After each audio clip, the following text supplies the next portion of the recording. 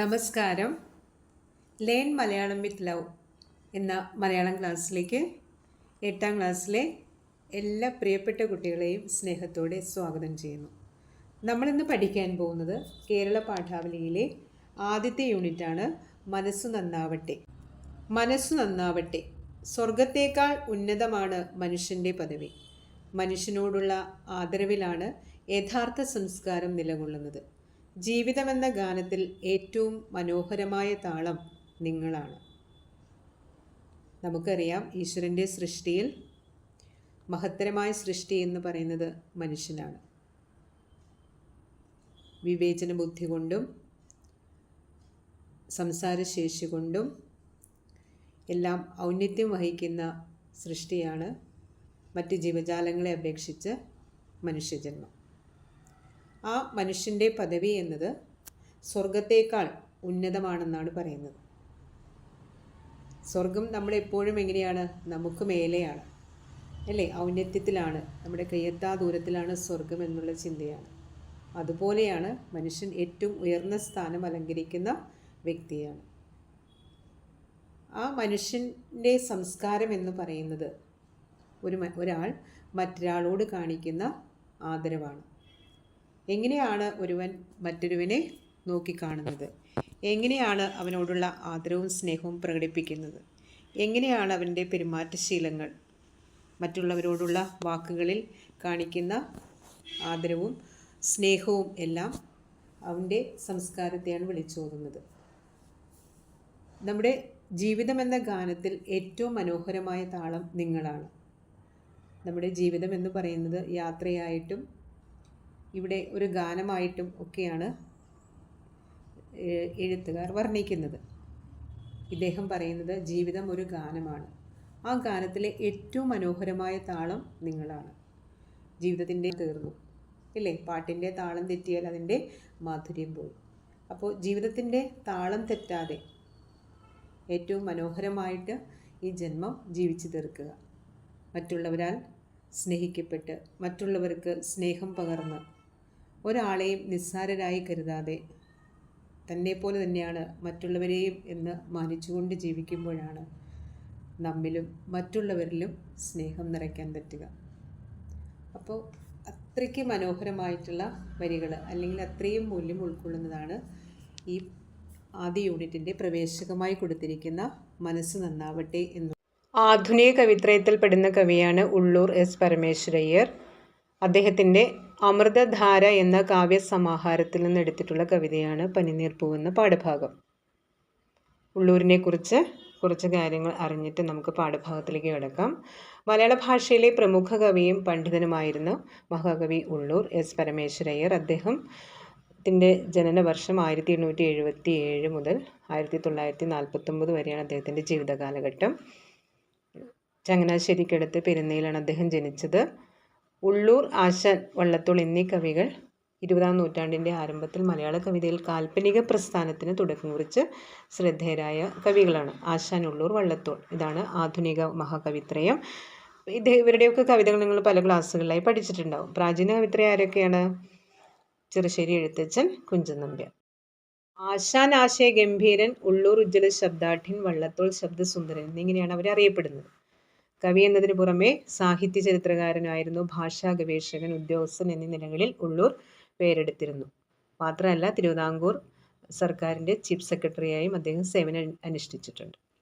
ഇനി ഈ കവിതയുടെ ഏറ്റവും പ്രധാനമായിട്ടുള്ള ഇതിവൃത്തം എന്ന് പറയുന്നത്, ഈ ലോകത്തിലൊന്നും നിസ്സാരമായിട്ടില്ല, ജീവൻ്റെ ഓരോ കണികയ്ക്കും അതിൻ്റേതായ ശ്രേഷ്ഠതയും മഹാത്മ്യവും ഔന്നത്യവും ഉണ്ട് എന്നൊരു ഓർമ്മപ്പെടുത്തലാണ് പനിനീർ പൂവ് എന്ന പാഠഭാഗത്തിലൂടെ ഉള്ളൂർ നമുക്കായി പങ്കുവയ്ക്കുന്നത്. പാഠഭാഗം ഞാൻ ചൊല്ലിക്കേൾപ്പിക്കാം. എൻ്റേതായ ഇനത്തിൽ നിങ്ങൾ നല്ല ഈണവും താളമൊക്കെ ആയിട്ട് ചൊല്ലിപ്പഠിക്കുക. പാഠം പനിനീർ പൂവ്. ഞാനൊരു മാൺപേഴും ചെമ്പനീർ പൂവിനെ കാണവേ ചോദിച്ചേനിപ്രകാരം, പുഞ്ചിരിക്കൊള്ളുന്നതെന്തിന്നു പൂവേ നീ, നിഞ്ചെറു ജീവിതമെത്ര മോശം, പാഴുറ്റ മണ്ണിൽ നീ വീഴുവാൻ പോകുന്നു, താഴെത്തും നാളെ എന്നോർമ്മയില്ലേ, ഓ ഓതിയില്ലുത്തരം ഒന്നുമാ ചോദ്യത്തിൻ ആതങ്കമേശാത്തൊരപ്രസൂനം. എൻ തെറ്റു കാട്ടുവാൻ മേന്മേൽ വിലങ്ങനെ തൻ തലയാട്ടുക മാത്രം ചെയ്തു. എന്തതിൻ താൽപ്പര്യമെന്നു ഞാൻ ചിന്തിച്ചേൻ, ബന്ധം മനസ്സിലായൽപ്പമപ്പോൾ. തെറ്റെന്നു വീണ്ടും അപ്പൂവിനോടോതിനെ, തെറ്റിപ്പോയി ഞാനൊരു ബുദ്ധിഹീനൻ. നിന്നുടെ ജീവിതം മോശമെന്നല്ലി ഞാൻ ചൊന്നതെന്നോമനെ മാപ്പു നൽകൂ. പൂക്കളെ പൂക്കളെ പാരിതിൽ നിങ്ങൾക്കു പാർക്കുകിലെന്തോന്നു മീതെ ചൊൽവാൻ. ഏതൊരു പാഴ്മണൽ കാടുതൻ നിങ്ങളാൽ പൂതമാം നന്ദനമാകുന്നില്ല. ഏതൊരു മാലിൽ താൻ മർത്യർക്കു നിങ്ങളാൽ സ്ഫീതമാം ആനന്ദം വായിക്കുന്നില്ല. പാടുന്ന വണ്ടുകൾക്കൊപ്പമായി തെന്നലിൽ ആടുന്ന നിങ്ങളെ ആർ മറക്കും.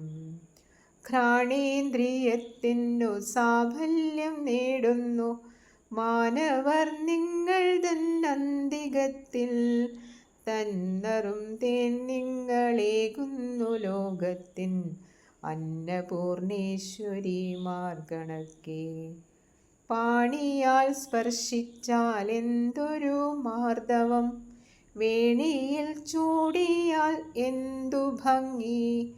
ദേവനെ പൂജിക്കാം, വീരനെ ചാർത്തിക്കാം, പാവത്തിൻ മൗലിക്കും ഭൂഷയാക്കാം. കല്യാണകർമ്മത്തിനാവശ്യമേവർക്കും കല്യാണധാമങ്ങളായ നിങ്ങൾ.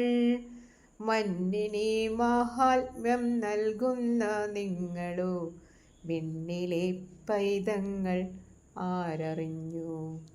പൂക്കളെ പൂക്കളെ നിങ്ങൾക്കൻ കൂപ്പുകൈ, പാർക്കുകിൽ നിങ്ങളൻ ദേവതമാർ. പൂക്കളെ പൂക്കളെ നിങ്ങൾക്കൻ കൂപ്പുകൈ, പാർക്കുകിൽ നിങ്ങളൻ ദേവതമാർ. നിങ്ങൾ പാഠപുസ്തകത്തിൽ ശ്രദ്ധിക്കുക. ഞാൻ പാഠം വായിച്ച് വിശദീകരിക്കും. പുസ്തകത്തിലെ വരികളിലൂടെ ശ്രദ്ധാപൂർവം സഞ്ചരിക്കുക. ഞാനൊരു മാൺപെഴും ചെമ്പനീർ പൂവിനെ കാണവേ ചോദിച്ചേൻ ഇപ്രകാരം, പുഞ്ചിരിക്കൊള്ളുന്നതെന്തിനു പൂവേ നീ, നിൻ ചെറു ജീവിതം എത്ര മോശം. പാഴുറ്റ മണ്ണിൽ നീ വീഴുവാൻ പോകുന്നു താഴത്തു നാളെയെന്നോർമ്മയില്ലേ. നല്ല ഭംഗിയുള്ള ചെമ്പനീർ പൂവിനെ കണ്ടപ്പോൾ കവി പൂവിനോട് ഇങ്ങനെ ചോദിക്കുകയാണ്, അല്ലയോ പൂവേ, നീ ഇവിടെ നിന്ന് ഇപ്രകാരം പുഞ്ചിരിക്കുന്നത് എന്തിനാണ്? നിന്റെ ജീവിതം വളരെ ചെറുതല്ലേ? ഈ ചെറു ജീവിതം എത്രയോ മോശമാണ്. ഇന്ന് വിരിഞ്ഞ് നാളെ ഈ പാഴ്മണ്ണിലേക്ക് നീ കൊഴിഞ്ഞു വീഴും. ഇങ്ങനെ ഒരു ക്ഷണികമായ അല്ലെങ്കിൽ കുറച്ച് നേരത്തേക്ക് മാത്രമുള്ള ഈ ജീവിതത്തിൽ നീ എന്തിനാണ് പുഞ്ചിരിക്കുന്നത് എന്ന് കവി അല്പം അഹങ്കാരം നിറഞ്ഞ സ്വരത്തിലും പരിഹാസഭാവത്തിലും പൂവിനോട് ചോദിക്കുകയാണ്. ഇത് കേട്ടപ്പോൾ പൂ ഉത്തരവൊന്നും പറഞ്ഞില്ല. പിന്നെ എന്താണ് ചെയ്തത്? ഓതിയിൽ ഉത്തരം ഒന്നുമാ ചോദ്യത്തിൻ ആതങ്കമേശാത്തൊരപ്രസൂനം, എൻ തെറ്റു കാട്ടുവാൻ മേന്മേൽ വിലങ്ങനെ തൻ തലയാട്ടുക മാത്രം ചെയ്തു. പനിനീർ പൂ ആകട്ടെ യാതൊരുവിധ മറുപടിയും കൊടുത്തില്ല. നേരെ മറിച്ച് അതെന്ത് ചെയ്തു? കവിയുടെ ചോദ്യം തെറ്റായി പോയി, ഇങ്ങനൊരു ചോദ്യം വേണ്ടിയിരുന്നില്ല എന്ന അർത്ഥത്തിൽ തല വിലങ്ങനെയാട്ടി തൻ്റെ നിഷേധം അറിയിച്ചു. കവി പറഞ്ഞ അഭിപ്രായത്തോട് താൻ ഒട്ടും യോജിക്കുന്നില്ല എന്നിങ്ങനെ തല അങ്ങോട്ടും ഇങ്ങോട്ടും ആട്ടിക്കൊണ്ട് പറഞ്ഞു, തൻ്റെ നിഷേധഭാവം അറിയിച്ചു. അപ്പോൾ കവിക്ക് ആ പൂ അങ്ങനെ തലയാട്ടിയത് കണ്ടപ്പോൾ താൻ പറഞ്ഞ് ശരിയായില്ല എന്ന് കവി ചിന്തിക്കുകയാണ്. അതാണ് അടുത്ത വരികൾ. എന്തതിൻ താൽപ്പര്യം എന്നു ഞാൻ ചിന്തിച്ചേൻ, ബന്ധം മനസ്സിലായൽപ്പമപ്പോൾ. തെറ്റെന്നു വീണ്ടുമാ പൂവിനോടോതിനേൻ, തെറ്റിപ്പോ ഞാനൊരു ബുദ്ധിഹീനൻ. നിന്നുടെ ജീവിതം മോശമെന്നല്ലി ഞാൻ ചൊന്നതെന്നോമനെ മാപ്പു നൽകൂ.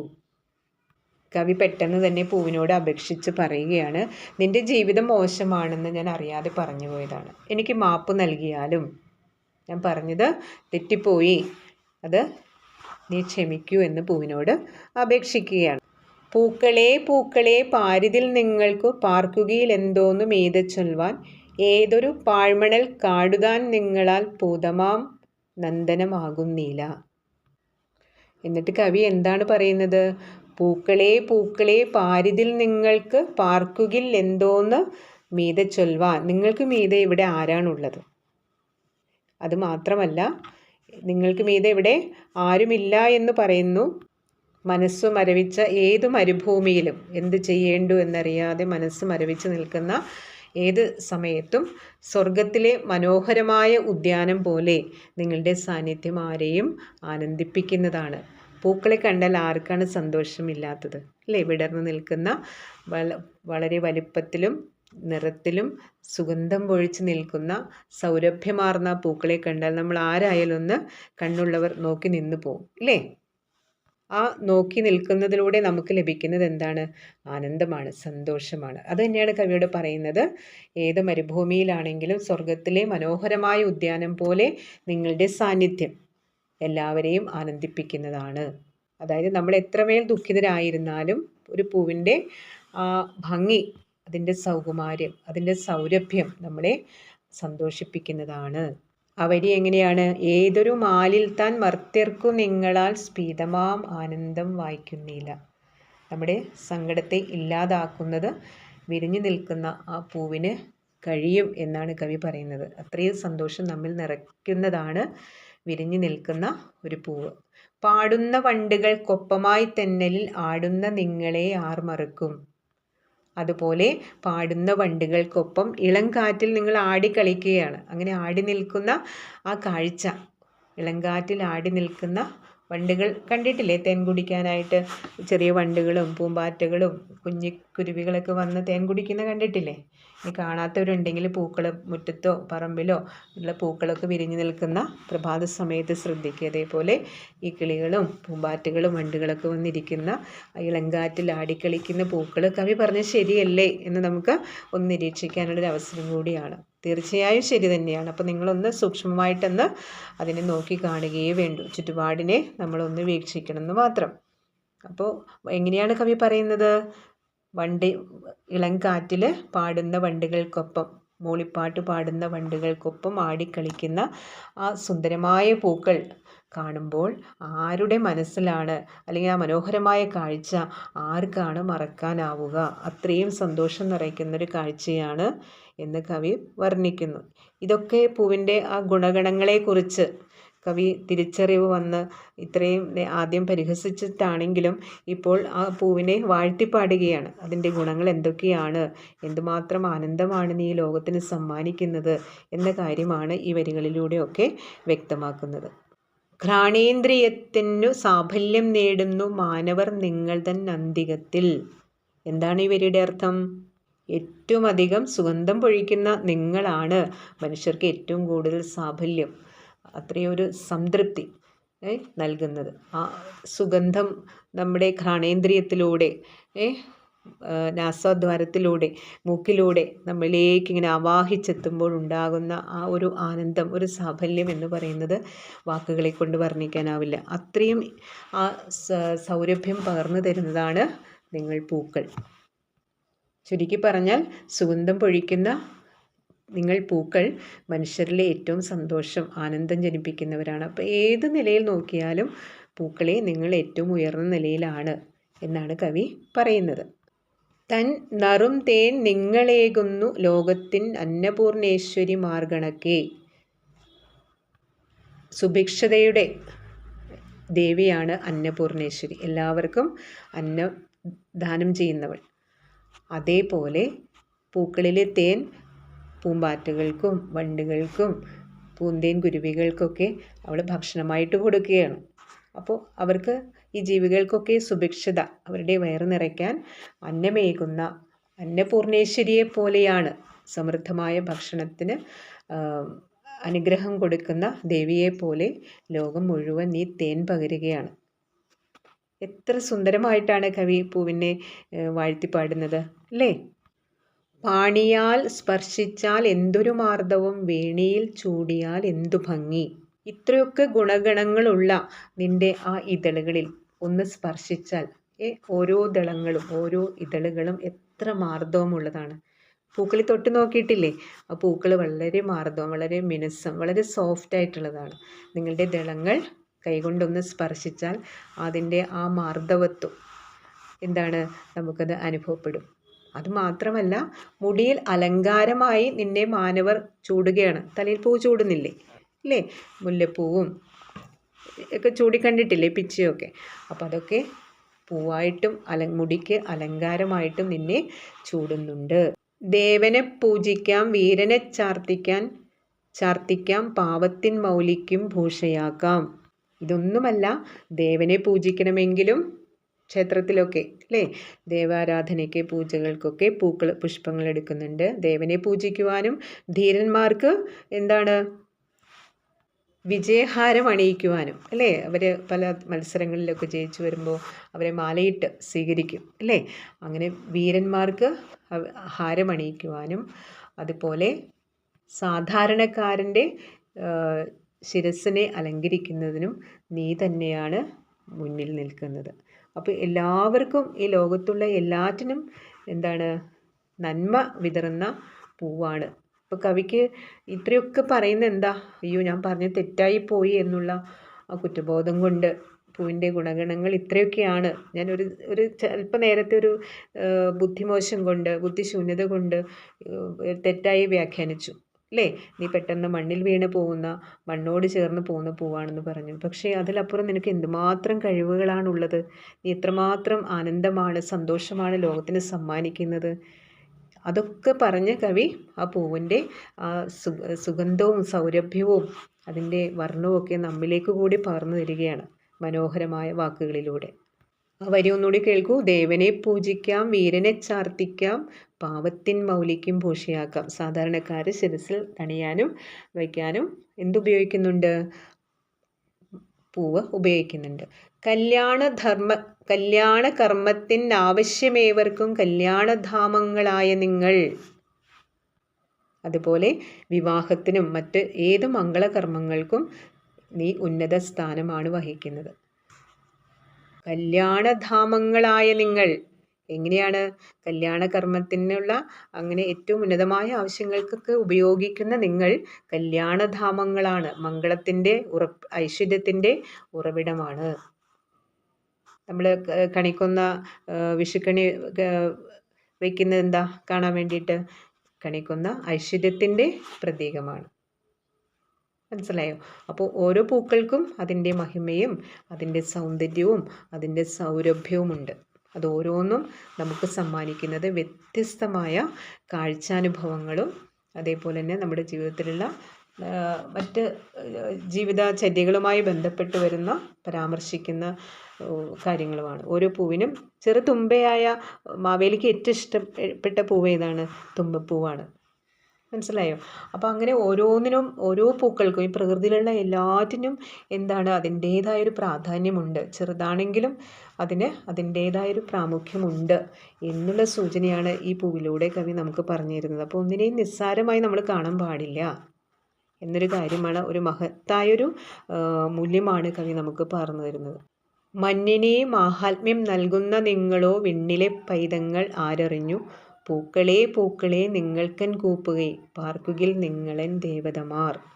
കവി അവസാനം പറയുന്നത് ഇത്രമേൽ മഹത്തായ ഇത്രയും മഹാത്മ്യമുള്ള പൂവേ, നിങ്ങൾ തെറ്റിദ്ധരിച്ചതിൽ എനിക്ക് മാപ്പ് നൽകിയാലും നിങ്ങൾ ഈ വിണ്ണിലെ പൈതങ്ങളാണ്. പൈതങ്ങൾ എന്ന് പറഞ്ഞാൽ കുഞ്ഞുങ്ങളാണ്. കുഞ്ഞുങ്ങളുടെ നിഷ്കളങ്കതയും എല്ലാവർക്കും ഇഷ്ടപ്പെടുന്നതാണ് അല്ലേ.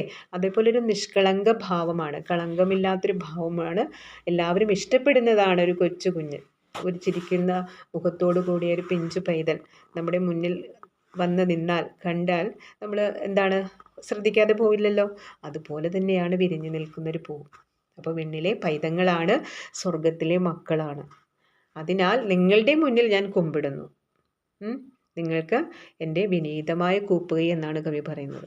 ഞാൻ തിരിച്ചറിയാതെ പോയതിൽ അല്പം നേരത്തെ എൻ്റെ ബുദ്ധിശൂന്യത കൊണ്ട് ഞാൻ അങ്ങനെ പറഞ്ഞു പോയത് എന്താണ് പിൻവലിക്കുകയാണ്. അത് വലിയൊരു അപരാധമായിട്ട് അതിന് മാപ്പ് പറഞ്ഞുകൊണ്ട് പൂവിനോട് എന്താണ് കൂപ്പുകൈയോടെ അപേക്ഷിക്കുകയാണ്, മാപ്പ്. കാരണം എന്താണ്? കവിക്ക് മനസ്സിലായി ഇവിടെയുള്ള സകലതിനും, ഇവിടെയുള്ള എല്ലാ സർവ്വചരാചരങ്ങൾക്കും അതിൻ്റേതായിട്ടുള്ള പ്രാധാന്യമുണ്ട്. ഒരു ചെറു ജീവിക്ക് പോലും അതിൻ്റേതായിട്ടുള്ള പ്രാമുഖ്യം ഈ സമൂഹത്തിലുണ്ട്. നമ്മൾ വിചാരിക്കും ഈശ്വരൻ്റെ സൃഷ്ടിയിൽ നമ്മളാണ് മികച്ചവർ, ബുദ്ധിയും ചിന്തയും സംസാരശേഷിയൊക്കെ നമുക്കുള്ളതാണ്, അതുകൊണ്ട് നമ്മളാണ് മുന്നിൽ എന്ന് വിചാരിക്കും. പക്ഷേ ഓരോന്നിനും ഈ ലോകത്തിൽ, ഓരോ ജീവൻ്റെ ഓരോ കണികയ്ക്കും ഈ ലോകത്തിൽ അതിൻ്റേതായ ശ്രേഷ്ഠതയുണ്ട്. അപ്പോൾ ഒന്നും നിസ്സാരമല്ല, ഈ ലോകത്തിലൊന്നും നിസ്സാരമല്ല എന്നുള്ള ഒരു ഓർമ്മപ്പെടുത്തലാണ് പനിനീർ പൂവ് എന്ന കവിതയിലൂടെ കവി പങ്കുവയ്ക്കുന്നത്. അപ്പോൾ ഇത്രയും മനോഹരമായ കവിത നമുക്ക് സമ്മാനിച്ചത് ആരാണ്? ഉള്ളൂർ എസ് പരമേശ്വരയ്യർ. ആധുനിക കവിത്രയത്തിലെ കവിയാണ് ആശാൻ ഉള്ളൂർ വള്ളത്തോൾ. ഇതാണ് ആധുനിക കവിത്രയം. ആശാൻ ആശയഗംഭീരൻ, ഉള്ളൂർ ഉജ്ജ്വല ശബ്ദാഠ്യൻ, വള്ളത്തോൾ ശബ്ദസുന്ദരൻ എന്നാണ് പറയുന്നത്. അദ്ദേഹത്തിൻ്റെ ഉള്ളൂരിൻ്റെ അമൃതധാര എന്ന കാവ്യസമാഹാരത്തിൽ എടുത്തിട്ടുള്ള കവിതയാണ് പനിനീർ പൂവ് എന്ന പാഠഭാഗം. ഞാൻ നേരത്തെ പറഞ്ഞിരുന്നു, പക്ഷേ ആ പാഠഭാഗത്തെക്കുറിച്ചും അതുപോലെ തന്നെ അതെഴുതിയ ആ മഹാനായ കവിയെക്കുറിച്ചും വീണ്ടും നിങ്ങൾ ഓർക്കുക. എങ്ങനെ, കവിത ഇഷ്ടപ്പെട്ടോ? എൻ്റെ ക്ലാസ് ഇഷ്ടപ്പെട്ടോ? എങ്കിൽ തീർച്ചയായും നിങ്ങൾ ലൈക്ക് ചെയ്യാനും സബ്സ്ക്രൈബ് ചെയ്യാനൊന്നും മറക്കരുത്. Okay, thank you children.